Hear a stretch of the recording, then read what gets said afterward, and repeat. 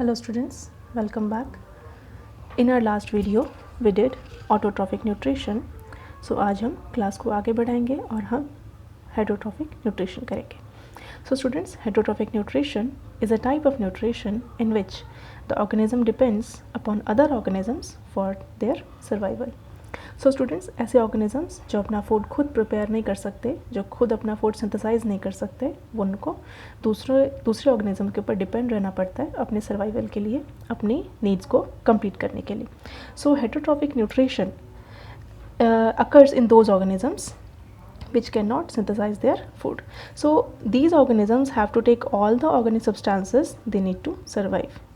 And for example, all the animals like fungi, all animals, all mammals, all non-photosynthetic plants, these all are heterotrophic.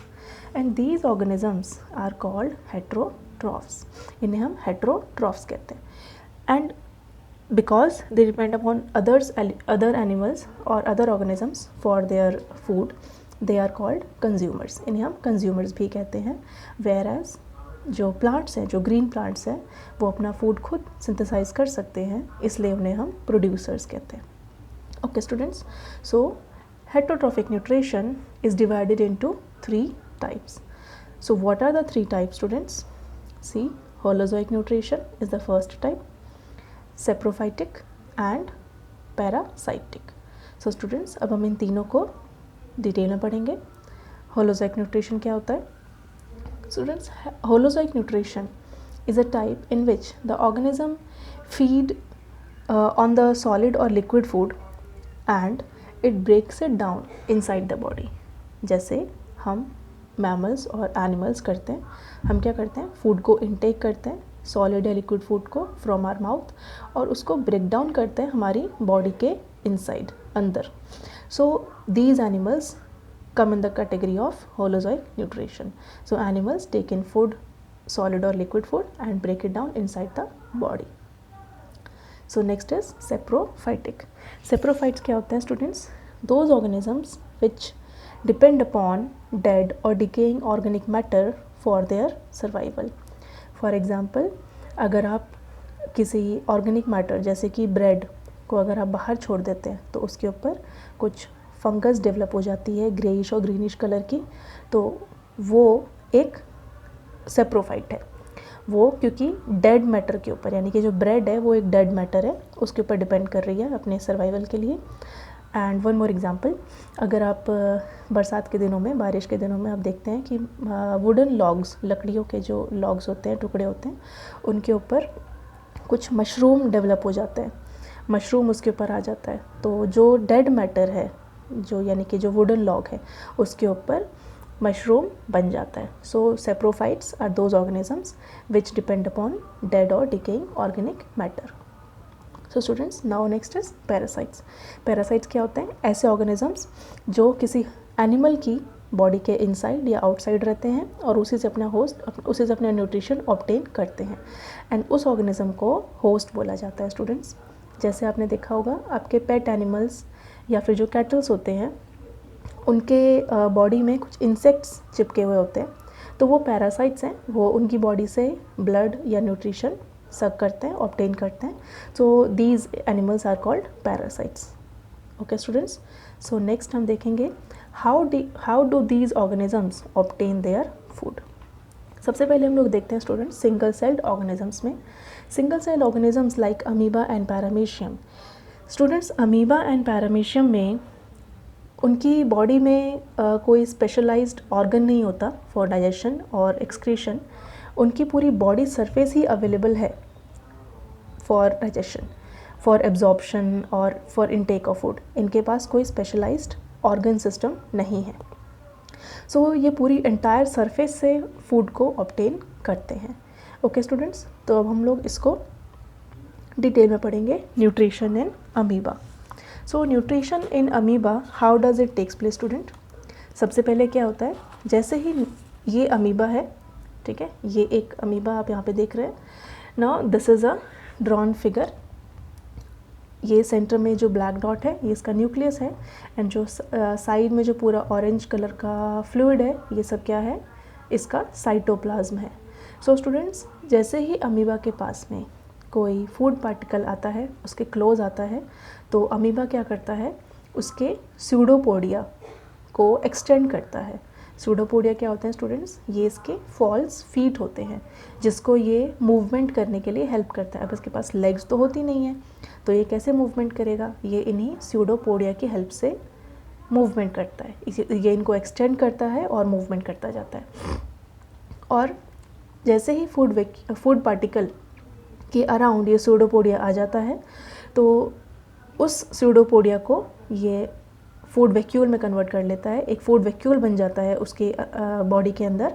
And जैसे ये food vacuole formation होती है, cytoplasm में जो digestive enzymes present हैं, means जो chemicals present हैं जो इस फूड को डाइजेस्ट करेंगे, वो डाइजेस्टिव एंजाइम्स इस फूड वैक्यूल के अंदर आ जाते हैं और इस फूड पार्टिकल को डाइजेस्ट करना शुरू करते हैं, यानी कि उसको ब्रेक डाउन करना शुरू कर देते हैं।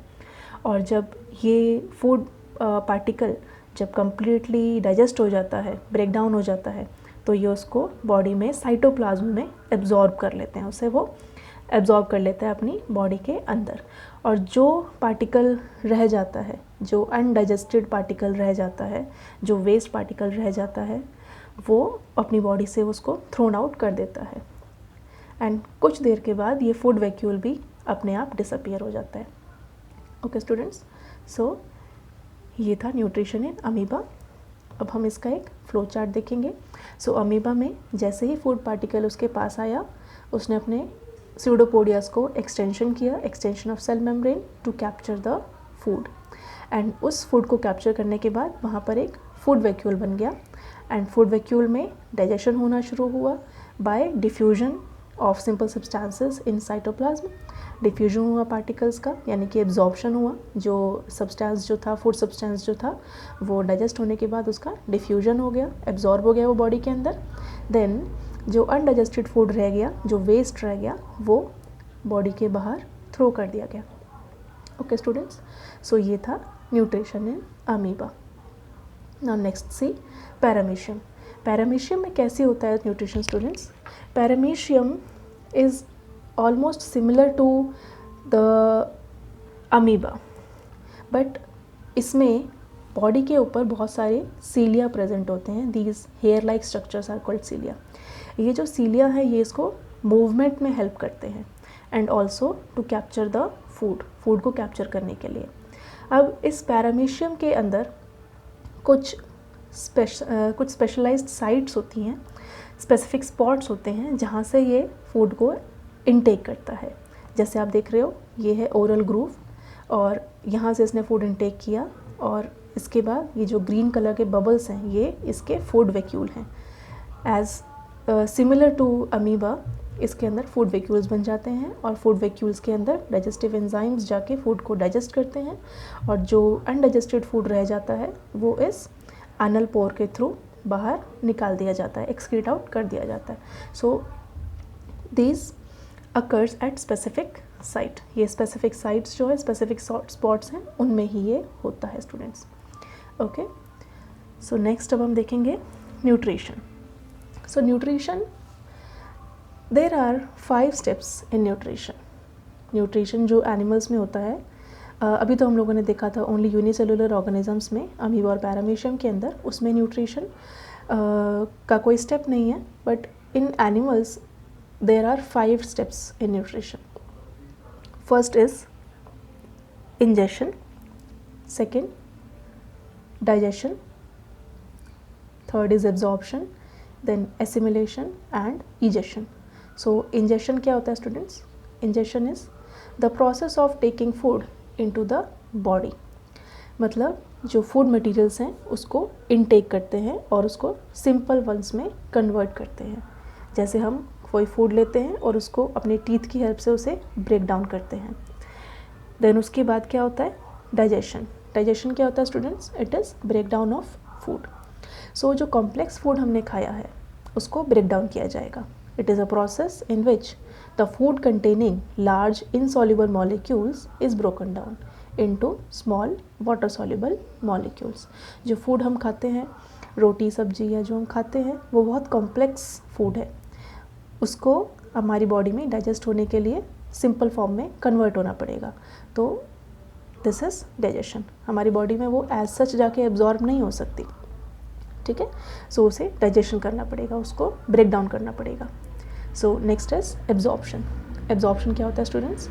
It is movement of digested food. जो डाइजेस्टेड फूड है, जो ब्रोकन डाउन फूड है, उसको मूवमेंट किया जाएगा पूरे बॉडी में, throughout the body, throughout the cells, tissues में उसको मूवमेंट कर दिया जाएगा। So it is a process in which the digested food passes through the intestinal wall into bloodstream and it is transported to all the body cells. Then next comes assimilation. Assimilation is utilization of food products. जो digested food है उसको फिर utilization किया जाएगा. It is a process in which the absorbed food is taken in by the body cells and used for energy, growth and repair. Then last step is egestion. Egestion is removal of waste, जिसमें undigested food को body से बाहर remove कर दिया जाता है। Okay students, तो अब हम इन 5 स्टेप्स को डिटेल में पढ़ेंगे। So first of all we will study nutrition in humans. So nutrition in humans, ये देखिए स्टूडेंट्स, हमारा body digestive system, human digestive system कुछ इस तरह का होता है। इसके अंदर बहुत सारी कैटेगरीज़ हैं, बहुत सारे ऑर्गन्स हैं जिसका अलग अलग फंक्शन है और हर कोई अपने अपने फंक्शन को परफॉर्म करता है। ओके स्टूडेंट्स, तो पहले हम लोग देखते हैं माउथ। दिस इज़ माउथ और बकल कैविटी, जहाँ से हम लोग फूड को इनटेक करते हैं और यहाँ पे टीथ प्रेजेंट होते हैं जो उसको च्यू करता है छोटे छोटे पीसेस में। देन उसके बाद food is transferred to this food pipe और इसे हम लोग ईसोफेगस कहते हैं। उसके बाद ईसोफेगस से फूड जाता है स्टमक में, then after that intestine and उसके बाद anus. So this is student, ये हमारी एलिमेंट्री कैनाल है, माउथ से लेकर एनस तक। This is the alimentary canal, इसे हम लोग एलिमेंट्री कैनाल बोल देते हैं। सो ये पूरा हमारा डाइजेस्टिव सिस्टम है। इसके अंदर कुछ ग्लैंड्स भी हैं जैसे लीवर और पेनक्रियाज, और यहाँ इधर चिन के नीचे, चीक्स के नीचे यहाँ पर सलाइवरी ग्लैंड्स प्रेजेंट होते हैं। ठीक है स्टूडेंट्स, तो जो कि हमारे फूड को डाइजेस्ट करने में हेल्प करते हैं। ओके स्टूडेंट्स, अब हम देखते हैं नाउ। अब देखिए फूड को हम कैसे माउथ से इनटेक कर रहे हैं। This is the buccal cavity. हमने माउथ से फूड को इनटेक किया, वो ईसोफेगस में जाता है, ईसोफेगस के बाद वो स्टमक में जाता है और फिर इंटेस्टाइन में जाता है। ओके स्टूडेंट्स, तो सबसे पहले अब देखिए माउथ। माउथ का क्या फंक्शन होता है स्टूडेंट्स? माउथ का क्या काम है? माउथ क्या करता है? होल फूड को इनटेक करता है। हम लोग अपने सॉलिड या लिक्विड फूड को माउथ से ही इनटेक करते हैं। जो हमारी बकल कैविटी है, हमारा जो माउथ है, बकल कैविटी मीन्स ये सारा जो पार्ट है, इसे बकल कैविटी बोला जाता है। तो इस बकल कैविटी के अंदर टंग और टीथ प्रेजेंट होते हैं। तो माउथ के बाद किसका रोल आता है? टीथ का। टीथ क्या करते हैं स्टूडेंट्स?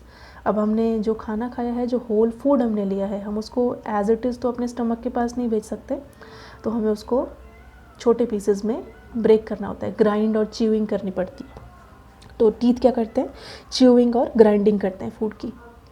देन उसके बाद आती है टंग की बारी। अब टंग क्या करती है स्टूडेंट्स? टंग का क्या काम होता है? वो जो ग्राइंडेड फूड है उसको रोल करके हमारे फूड पाइप में पुश कर देती है। So rolling and pushing down of the food, and also tasting करने का भी काम करती है। जो फूड का टेस्ट है वो हमें टंग से पता चलता है। Next comes salivary glands.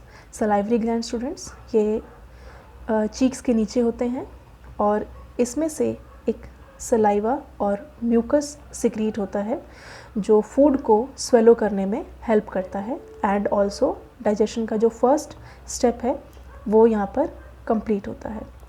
जो सलाइवा प्रेजेंट होता है हमारे जो फूड के साथ, जो हमारे सलाइवरी ग्लैंड से सलाइवा सिक्रीट होता है, वो हमारे फूड में जो ग्लूकोज, जो शुगर हैं, कार्बोहाइड्रेट्स हैं, जो कॉम्प्लेक्स शुगर हैं, वो उसको सिंपल शुगर में कन्वर्ट करने में हेल्प करता है।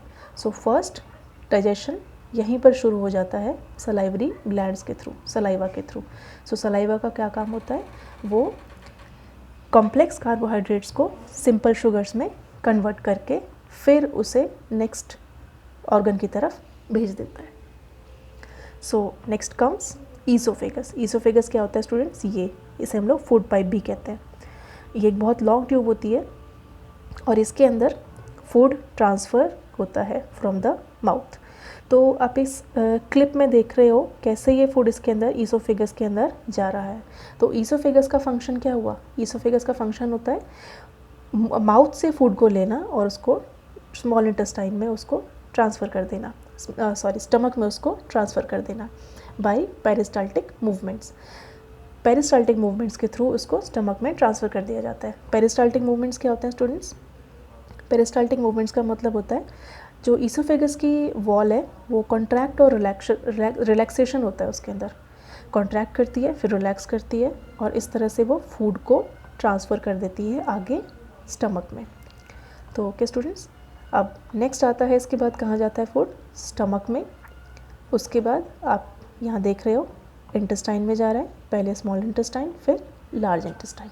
सो हम students in stomach, small intestine और लार्ज इंटेस्टाइन के फंक्शंस को थोड़ा डिटेल में पढ़ेंगे। ओके स्टूडेंट्स, तो यहाँ तक हमने अभी ये देखा कि यहाँ तक सबसे फर्स्ट जो ब्रेकडाउन हुआ है फूड का वो सलाइवा के थ्रू हुआ है। बस सलाइवा ही है जो यहाँ पर कॉम्प्लेक्स कार्बोहाइड्रेट्स को सिंपल कार्बोहाइड्रेट सिंपल शुगर में कन्वर्ट कर रहा है। बाकी सभी का फंक्शन या तो ग्राइंडिंग करना है या फिर उसको स्वेलो करना और पुश करना है। सो मेन जो यहाँ पर डाइजेशन हो रहा है वो कहाँ पे स्टार्ट हो रहा है स्टूडेंट्स, हमारे बकल कैविटी में ही हमारा डाइजेशन स्टार्ट हो जाता है। Now next is stomach.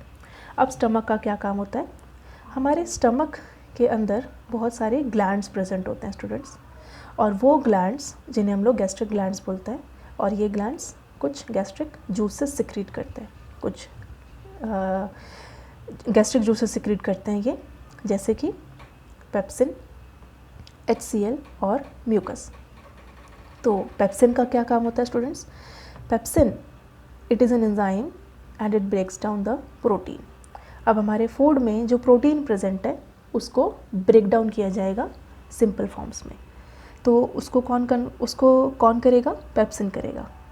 तो pepsin is an enzyme. Enzyme क्या होता है स्टूडेंट्स, कुछ ऐसे केमिकल्स होते हैं जो रिएक्शन को बहुत फास्ट कर देते हैं। तो फर्स्ट हमारा जो ब्रेकडाउन था फूड का वो सलाइवा में हुआ था एंड नेक्स्ट स्टमक में हुआ, जिसमें एंजाइम पेप्सिन ने वर्क किया और वो ब्रेक डाउन कर रहा है प्रोटीन को। Now next gastric juice is HCl। HCl का क्या काम होता है स्टूडेंट्स, ये मीडियम को एसिडिक बनाता है, एसिडिक मीडियम बनाता है, यानी कि जो ये एंजाइम है पेप्सिन, इसको वर्क करने के लिए एसिडिक मीडियम चाहिए होता है, एसिडिक pH चाहिए होता है, तभी ये काम कर सकता है। तो वो मीडियम कौन प्रोवाइड करता है, HCl। हमारे स्टमक में ये HCl हमेशा प्रोड्यूस होता रहता है, और जब हम खाना नहीं खा रहे हैं या फिर जब हम फास्ट कर रहे हैं तो उस टाइम हमारे स्टमक में म्यूकस सिक्रीट होती है। म्यूकस क्या करती है, ये प्रोटेक्शन करती है लाइनिंग ऑफ स्टमक को, जो इनर वॉल है स्टमक की उसको ये प्रोटेक्ट करती है फ्रॉम दिस एसिड, ताकि एसिड की वजह से स्टमक हमारा ख़राब ना हो जाए, डैमेज ना हो जाए। तो इसलिए अगर हम ज़्यादा देर तक फास्ट रखते हैं या हम ज़्यादा देर तक खाना नहीं खाते हैं, हमें ये HCl हमारे स्टमक को हार्म करता रहता है। ओके स्टूडेंट्स, सो नेक्स्ट देखते हैं स्मॉल इंटेस्टाइन। स्मॉल इंटेस्टाइन के 3 पार्ट्स होते हैं students, duodenum, jejunum and ileum. Now stomach में फूड ग्राइंड और च्यूइंग होने के बाद में उसकी जो चर्निंग हो जाती है, चर्निंग के बाद में फूड को स्मॉल इंटेस्टाइन में ट्रांसफ़र कर दिया जाता है, उसे स्मॉल इंटेस्टाइन में भेज दिया जाता है।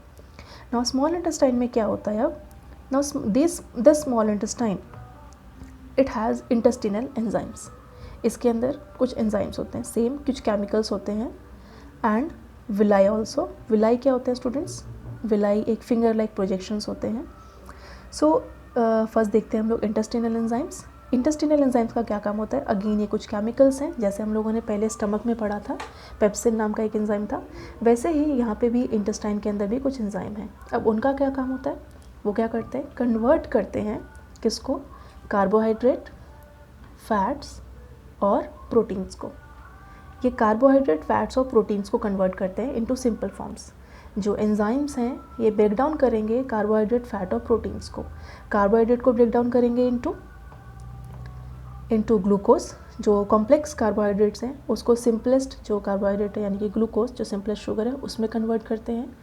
फैट्स को कन्वर्ट करते हैं into fatty acid and glycerol, and proteins को कन्वर्ट करते हैं इनटू अमीनो एसिड्स। तो इंटेस्टिनल एंजाइम्स का ये काम होता है। Then next comes villi. Villi are finger like projections. Finger like projections होती है हमारे इंटेस्टाइन की वॉल के इनसाइड प्रेजेंट रहती हैं, और इन फिंगर लाइक प्रोजेक्शंस में बहुत सारी ब्लड वेसल्स होती हैं स्टूडेंट्स। अब उन ब्लड वेसल्स का क्या काम होता है? जो ये डाइजेस्टेड फूड है, ये जो ग्लिसरॉल और glucose, fatty acid, amino acids, ये जो ब्रेक डाउन हो चुका है फूड का, उसको ब्लड वेसल्स एब्जॉर्ब कर लेती है। वो ब्लड वेसल्स में चला जाता है, यानी कि ब्लड स्ट्रीम में चला जाता है, और फिर ब्लड उसको पूरे बॉडी में ट्रांसपोर्ट कर देता है, यानी कि हर एक सेल और टिश्यू तक पहुंचा देता है। Then next come students, so ये देखिए, villi helps in absorption of food into blood. Then next आता है students, the small intestine also receives secretion from pancreas and liver.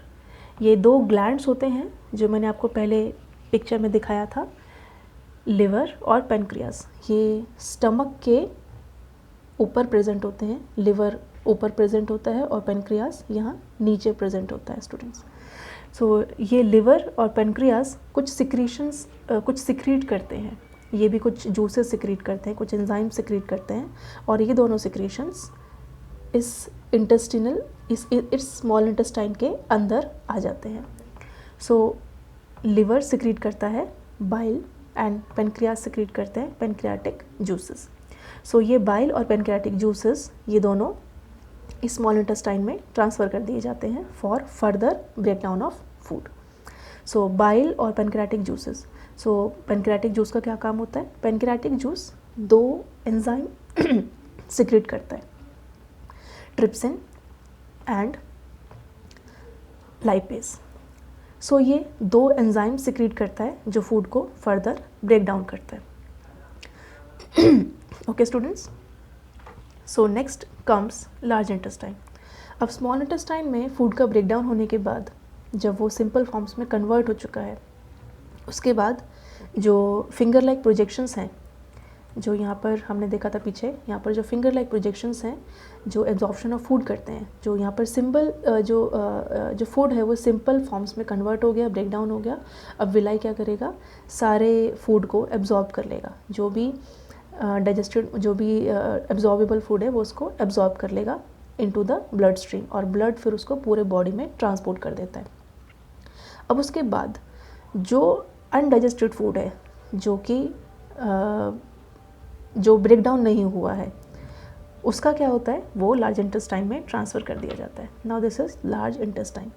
अब लार्ज इंटेस्टाइन का क्या काम है? लार्ज इंटेस्टाइन सारा का सारा अनडाइजेस्टेड फूड रिसीव करता है, और उस अनडाइजेस्टेड फूड में से जो वाटर है, एक्सेस वाटर है, उसको एब्जॉर्ब कर लेता है। उस अनडाइजेस्टेड फूड में से सारा वाटर या फिर और भी कुछ अगर यूज़फुल चीज़ें हैं, कुछ मटेरियल है, उसको एब्जॉर्ब कर लेता है लार्ज इंटेस्टाइन। इसकी भी वॉल्स के अंदर ब्लड वेसल्स होती हैं, सारा जो वाटर है वो उन ब्लड वेसल्स के अंदर ट्रांसफ़र कर दिया जाता है। नेक्स्ट क्या करता है? The rest of the material is transferred to the anus. उसके बाद में जो सारा मटेरियल है जो अनडाइजेस्टेड है, जो वेस्ट है, जो अब उसमें कुछ बचा नहीं है डाइजेस्ट करने के लिए, तो उसको ट्रांसफ़र कर दिया जाता है into rectum, and through anus वो एक्सक्रीट आउट हो जाता है स्टूडेंट्स। सो वो सारा हमारी बॉडी से बाहर निकाल दिया जाता है, उस वेस्ट को बाहर थ्रो कर दिया जाता है। सो इस तरह से हमारी बॉडी के अंदर न्यूट्रिशन होता है। सो ये हमारा ह्यूमन डाइजेस्टिव सिस्टम था, जो हर एक बॉडी पार्ट, हर एक ऑर्गन डाइजेशन में हेल्प करता है। तो हमने आज उसके फंक्शंस देखे, किस तरह से हर एक ऑर्गन, हर एक बॉडी पार्ट अपने रोल को प्ले करता है और कैसे हमारा फूड पूरी बॉडी में ट्रांसफ़र होता है और किस तरह से उसका एब्जॉर्प्शन होता है। ओके स्टूडेंट्स, तो ये था न्यूट्रिशन इन ह्यूमंस। सो इसके आगे हम लोग नेक्स्ट क्लास में कंटिन्यू करेंगे। So thanks for watching.